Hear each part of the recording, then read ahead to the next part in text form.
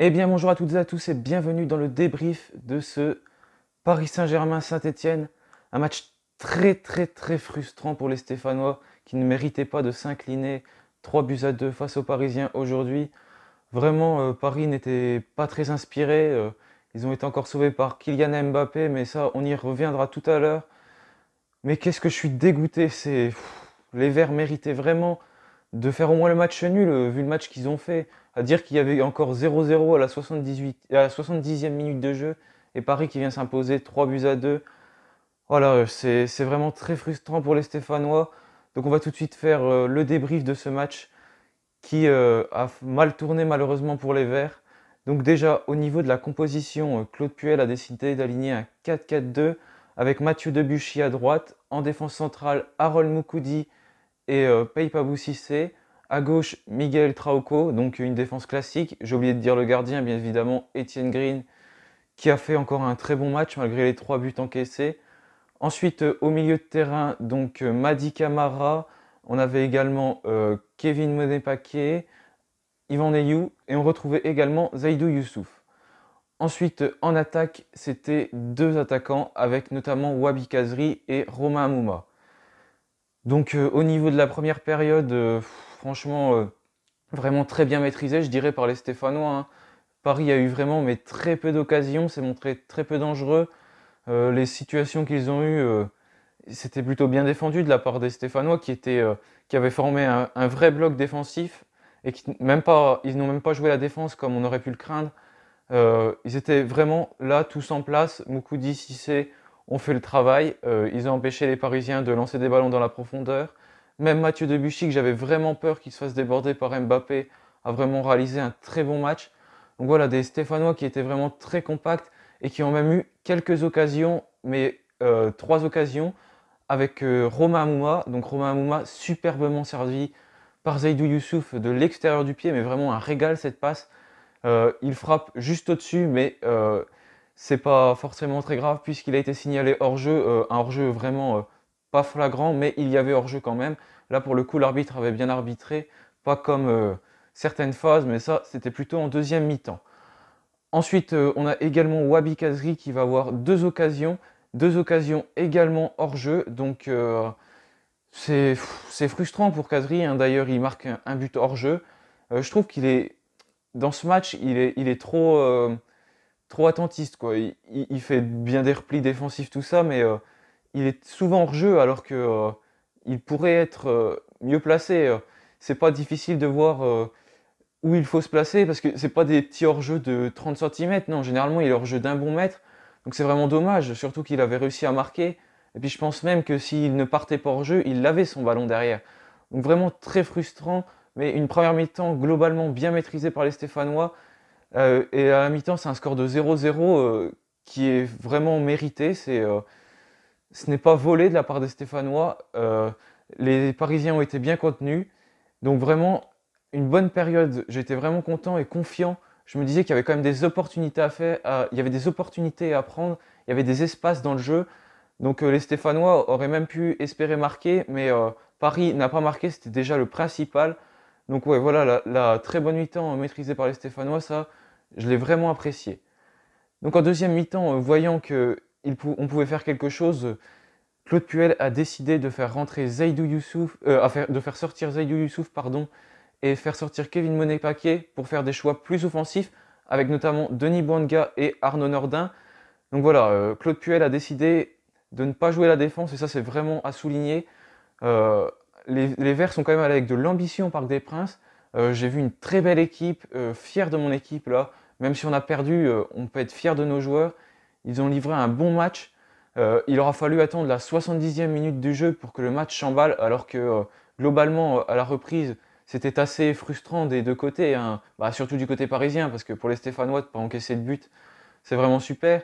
Mais voilà, jusqu'à la 75e minute, les Parisiens n'arrivent pas à trouver la faille. Et puis Etienne Green, notamment en première mi-temps, oui, voilà, j'avais oublié de le préciser, il a fait un très bel arrêt. C'était l'arrêt décisif de cette mi-temps. Et ensuite, un coup franc pour les Stéphanois avec Miguel Trauco qui s'en charge et qui le met directement sur Kylian Mbappé, vraiment, mais très mal tiré. Il fait une passe sur le côté droit et Kylian Mbappé le prend directement. Et là, j'ai très peur. Je vois Kylian Mbappé s'avancer vers le but. Mais il fait finalement très bien défendu de la part de Peipa Boussissé qui empêche Mbappé de tirer. Et ce ballon file au-dessus des cages. J'ai eu peur qu'il y ait un penalty pour Paris, mais Harold Moukoudi, honnêtement, il ne fait pas faute. Il le touche à peine. Et en plus, le ballon était déjà tiré depuis longtemps. Donc voilà, il y a eu des erreurs notamment de Trauco, mais il a réussi à se rattraper en deuxième période, notamment sur le premier but inscrit à la 78e minute de jeu par Dodi Bouanga. Un très très bon centre de Miguel Trauco, repris directement par Denis Bouanga qui devance tout le monde et qui marque. Et là, j'exulte. Mais bon, j'ai vraiment peur parce que je sais que les Verts peuvent se prendre un but à tout moment. Ça arrive tout le temps, ça, à chaque fois on n'est pas concentré quand on se prend un but. Et manque de bol, ça n'a pas raté. Kylian Mbappé qui a une superbe passe de Ander Herrera qui la reprend, qui la contrôle bien et qui n'a plus qu'à ajuster Etienne Green.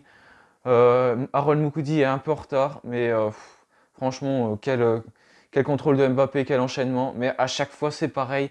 Les Stéphanois qui n'arrivent pas à conserver un score. Et là, face à une équipe parisienne, forcément, c'est compliqué. Et Paris qui marque dès qu'ils ont une action, ils ne les gâchent pas. Et voilà. Donc les Stéphanois punis directement après le but. Et là, je me dis, ça y est, Paris va dérouler et on va perdre tout simplement. J'ai très peur. Et ça ne manque pas avec ce penalty accordé à Kylian Mbappé. Etienne Green qui sort, qui est malheureusement un peu en retard, il n'enlève pas les mains alors que Kylian Mbappé a poussé son ballon trop loin. Mais on ne peut pas lui en vouloir, Etienne Green il a déjà fait sa sortie, c'est pas évident d'être lucide à ce moment-là, surtout pour ce gardien. Et sur le penalty, il part encore du bon côté, mais Kylian Mbappé le frappe remarquablement. Et ça fait 2-1 pour le PSG. Etienne Green encore, il a fait... À chaque fois qu'il y a un penalty, c'est simple, il part du bon côté, Etienne Green, hein. Il attend le dernier moment et franchement, il fait des belles envolées, des beaux plongeons. Il part pas n'importe où. On voit que c'est un gardien qui est vraiment très concentré dans son match. Il fait pas de gestes superflus. Non, vraiment très bon match encore de Etienne Green malgré les buts encaissés. Mais voilà, Kylian Mbappé qui permet à Paris de mener 2-1. Et ce jusqu'à la 90e minute où l'arbitre accorde 5 minutes de temps additionnel. 5 minutes de temps additionnel dans lequel Romain Amouma va marquer après une frappe de Denis Mwanga, arrêtée directement par Rico, mais qui revient par Romain Amouma, et ça fait 2-2. Donc les Verts qui reviennent dans le match, le score là, c'était super, ça aurait été super de revenir à Saint-Etienne avec ce score là, j'y croyais vraiment, je me disais c'est bon, les Verts vont pas craquer une deuxième fois, c'est impossible. Mais encore une fois, ils craquent. Tout d'abord, il y a un corner de Di Maria, frappé remarquablement.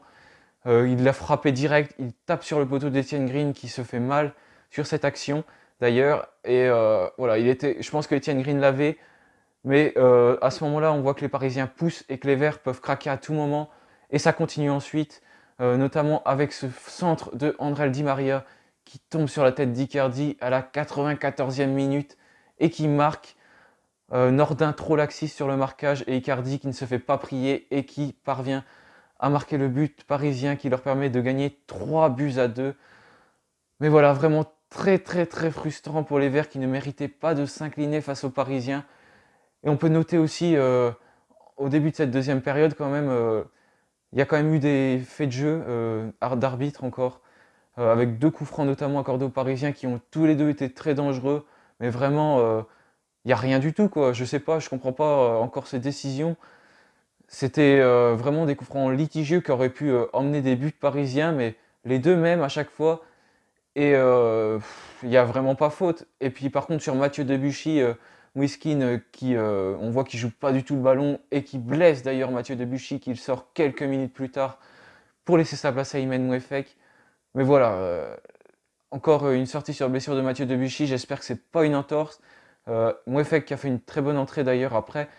Mais voilà, capitaine Debuchy qui sort, j'espère que ça va aller, qu'il va pouvoir revenir très vite parce qu'on a besoin de lui. C'est un guerrier, il s'est encore battu sur le terrain.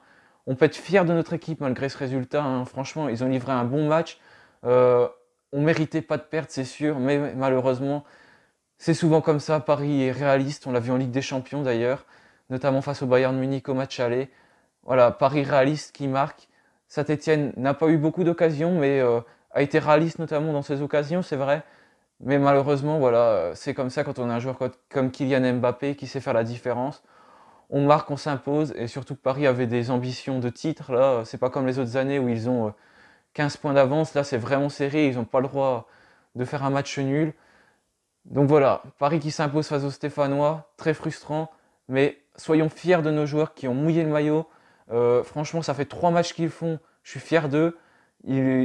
Ça faisait longtemps qu'on ne les avait pas vus comme ça. Là. Je pense que le match contre Monaco était un déclic, il a dû se dire des choses pendant cette trêve internationale. Mais voilà, fier de mon équipe. On n'oublie pas, allez les Verts, on sera toujours derrière vous les gars. Continuez comme ça, on peut encore croire à ce top 10, pourquoi pas, pour la fin de saison. Cette défaite face à Paris, faut retenir que du positif. On faisait ce match-là contre des autres équipes. On va forcément gagner, hein, même je pense notamment à Marseille. Et puis même contre Lille. Hein. Franchement, ce match très abouti de la part des Stéphanois. C'est dommage, comme d'habitude, on manque de concentration quand on marque, on craque. Mais voilà, c'est comme ça. Et c'est des détails qu'il va falloir régler cet été. Mais voilà, merci à tous d'avoir regardé ce débrief. Soyez fiers de nos joueurs. Et puis on n'oublie pas, hein, allez les Verts!